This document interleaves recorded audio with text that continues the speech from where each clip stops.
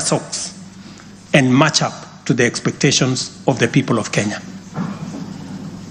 Honorable members, I have stated in the past and now reiterate today that in the face of undisputed evidence or credible information on corruption, I will not hesitate to take decisive action.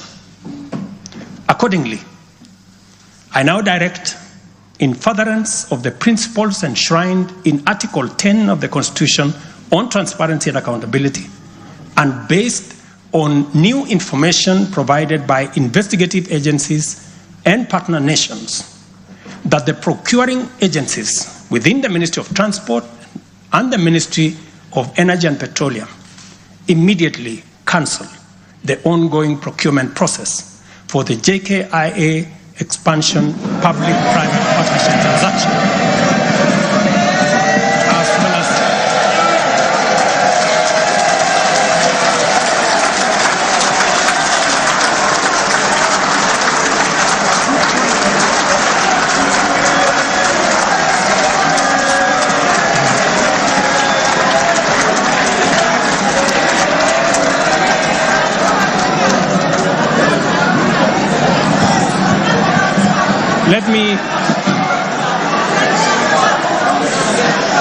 Let me repeat this for clarity. I have said that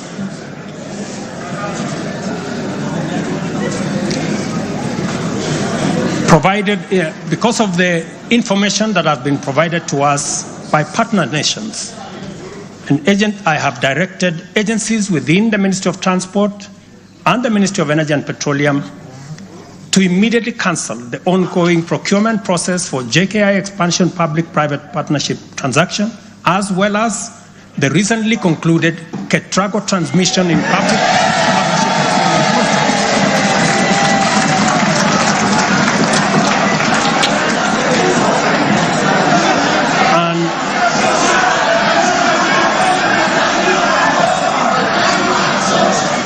and immediately commence the process of onboarding alternative partners, because these are important projects.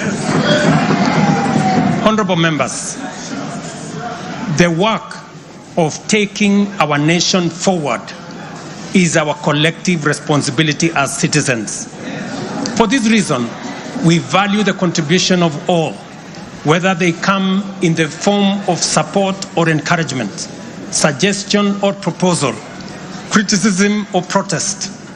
I believe that the most powerful component of leadership is listening and learning.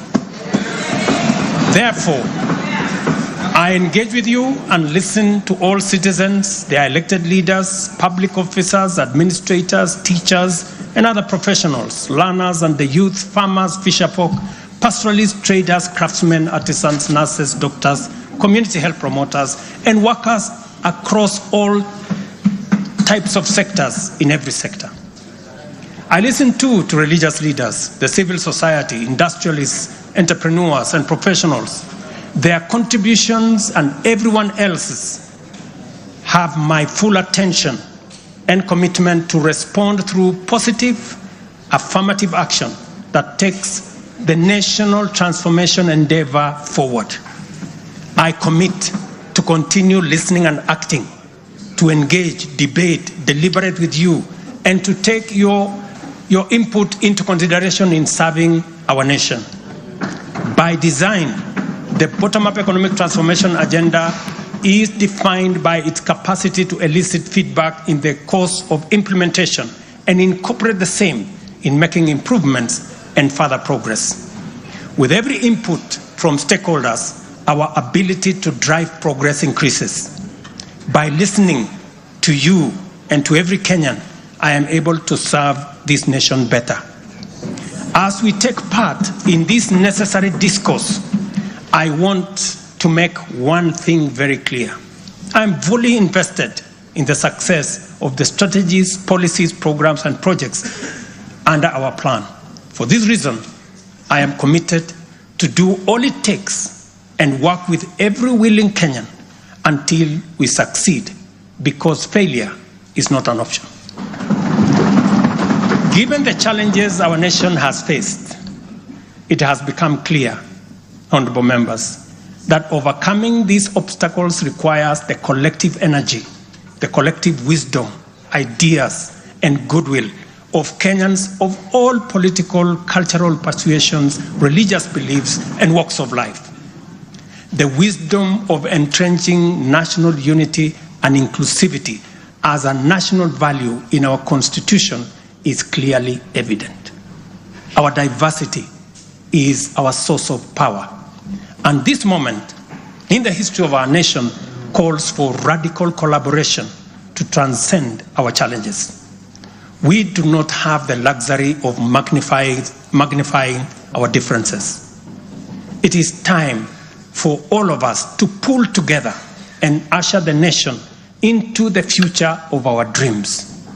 With this in mind, I initiated extensive consultations with leaders from across all divides, public and private. Through these engagements, we resolved to reimagine unity and inclusivity and harness the full potential of our nation through bipartisanship, which culminated in the formation of the broad-based cabinet. The imperative to accommodate the contribution of leaders across the aisle inspired us to constitute the broad-based government, a partnership based on shared purpose and premise on a commitment to bring our national values into action to turbocharge the implementation of the transformation of our nation. Being a farmer myself, transformation is like farming.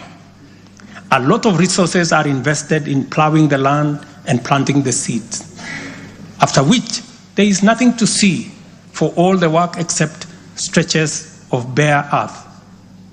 Impatience might lead to anxiety and lamentation of the waste of effort in seed buried in the earth. However, after a brief wait, seedlings sprout, requiring close attention, weeding, and patient tending into the crop that will be ready for harvest. So is economic transformation. It requires hard work, investment of resources, patience, and faith. We have planted the seed, and all over the field, it is beginning to sprout. While admittedly there remains much to fulfill, our collective hope to deliver the national economic transformation that this nation so dearly deserves is on course. I am proud to declare that we have also made undeniable progress in building on the strong foundation laid in previous years and getting the national development project off the ground. Honorable members, from the reports that I have the honor to table for your consideration and debate,